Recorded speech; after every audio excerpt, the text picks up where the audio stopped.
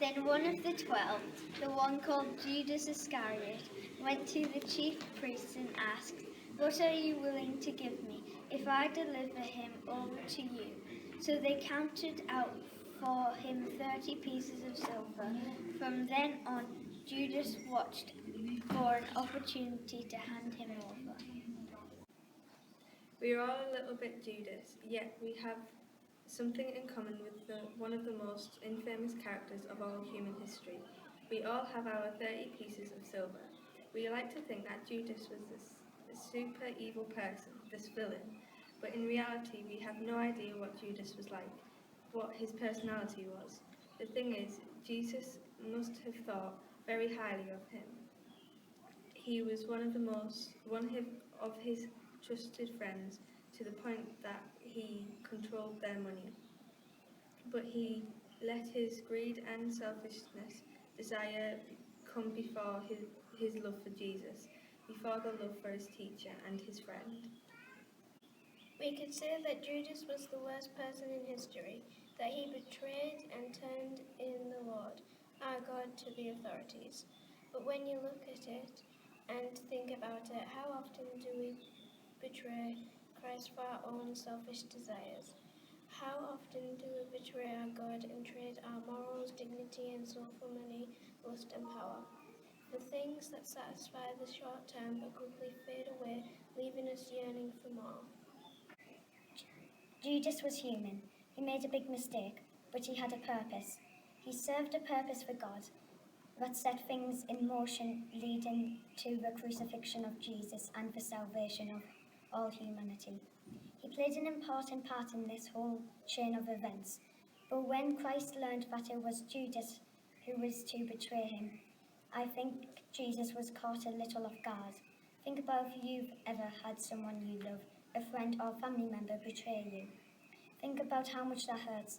It's worse, I think, to be betrayed and hurt by those close to you rather than by random strangers.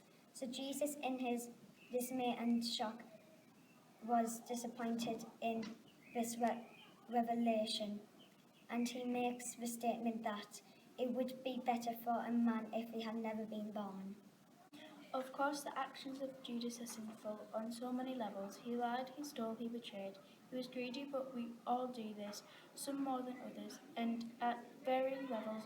No, I think the biggest sin that Judas committed was not asking for Christ's forgiveness. For his mercy, had Judas followed him to his cross, came up to him and begged for forgiveness, the Lord would have forgiven him. Peter, the rock of the church, the first pope, denied him 3 times. The Apostle Paul, who persecuted and killed many of Christ's disciples, after resurrection, converted and became one of the greatest apostles. But Judas did not seek Christ's forgiveness. He did not seek Christ's mercy. This was his biggest mistake. This was his greatest sin. Judas gave in to the guilt, despair and hopelessness, thinking that he could not be forgiven, and he turned away from Christ, not when he took the 30 pieces of silver, but when he failed to seek his mercy. He clearly did not know who the man was he followed for 3 years. I think this is the major reason Jesus was so disappointed, that Judas not only was a close friend that betrayed him, but that he would simply abandon him to despair and not seek his mercy and forgiveness. I think this is why Christ said it would be better had he not been born. The Judas despair was clearly too much for him to handle.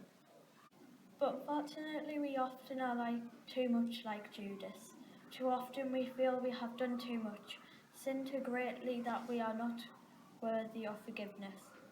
We often fall into that despair, where we feel there is no way out and we lose hope. There are prodigal son to whom the Lord is waiting for to come home. But yet we fail to understand that He forgives unimaginable things.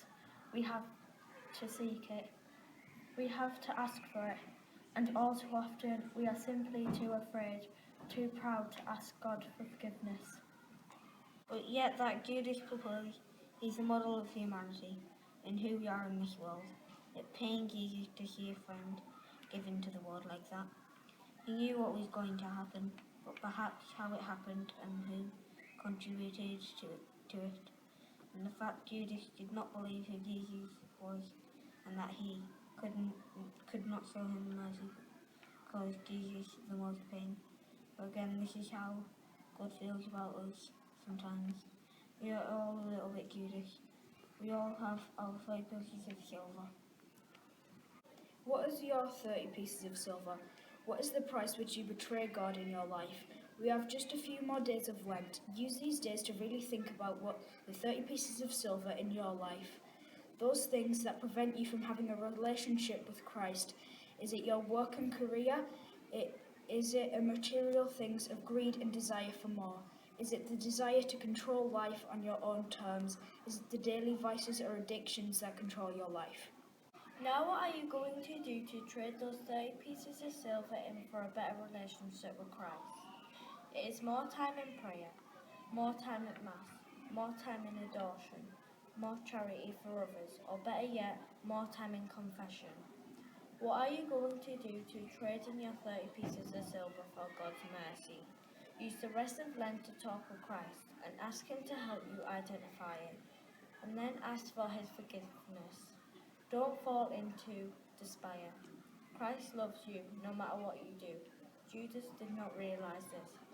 Let that be our lesson. Almighty Father, who sent your only Son, Jesus Christ, to save us from our sin, show me how I can honour you and bring glory to your name by walking in the way of Jesus. Give me grace and mercy as I try and fail, guidance when I'm not sure which way to go, and wisdom to trust you in all things. For your love bring light and life to all who seek it. May I seek with you evermore as I walk with you through this holy week and beyond. Amen.